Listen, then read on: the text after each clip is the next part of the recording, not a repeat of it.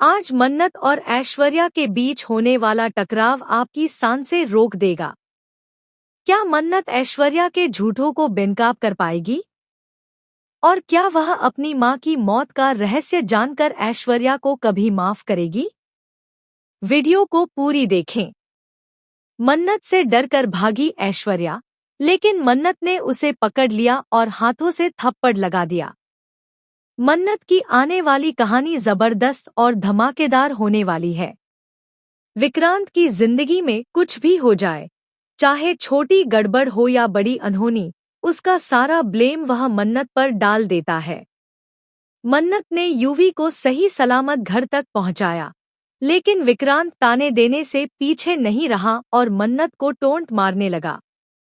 मन्नत की तबीयत बिगड़ती है तो विक्रांत उसे घर में आने का ऑफर देता है, लेकिन घर आते ही उसे बेइज्जती करने लगता है।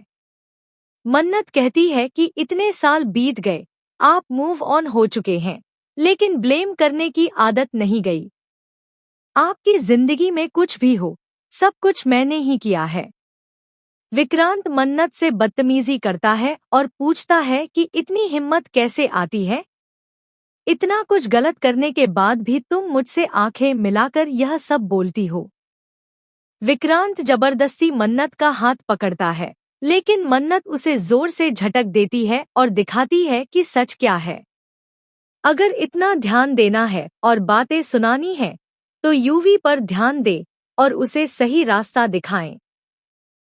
वह बच्चा है और इसलिए भटक रहा है क्योंकि उसे गलत चीजें सिखाई जा रही हैं। आखिरकार ऐश्वर्या, जो आरज़ू बनकर रह रही थी, डर चुकी है। उसने विक्रांत को अपने झूठों में फंसाया, लेकिन मन्नत उसके झूठों में नहीं आने वाली। चाहे वह आरज़ू बन जाए या कोई और, मन्नत की नज़रों से वह ओझल नहीं हो पाएगी और अपनी झूठी कहानी मन्नत को नहीं बेच पाएगी। आने वाले ट्विस्ट में ऐश्वर्या डर चुकी होगी और भाग रही होगी, सोच रही होगी कि मन्नत के सामने नहीं आना चाहिए। मन्नत की नजरें ऐश्वर्या को देख लेंगी और मन्नत के होश उड़ जाएंगे। जो उसकी नजरों के सामने मरी थी, उसकी मां जिसने उसे बचपन में मरने के लिए छोड़ दिया था, अब मन्नत ऐश्वर्या को नहीं छोड़ेगी। श्रुति की मौत की सच्चाई अभी तक खुली नहीं है। विशाखा और ऐश्वर्या ने मिलकर मन्नत की मां, जिसे मन्नत बहुत प्यार करती थी, उसे मारा है। मन्नत इन्हें जिंदा नहीं छोड़ेगी। आप कितने एक्साइटेड हैं आने वाले ट्विस्ट को देखने?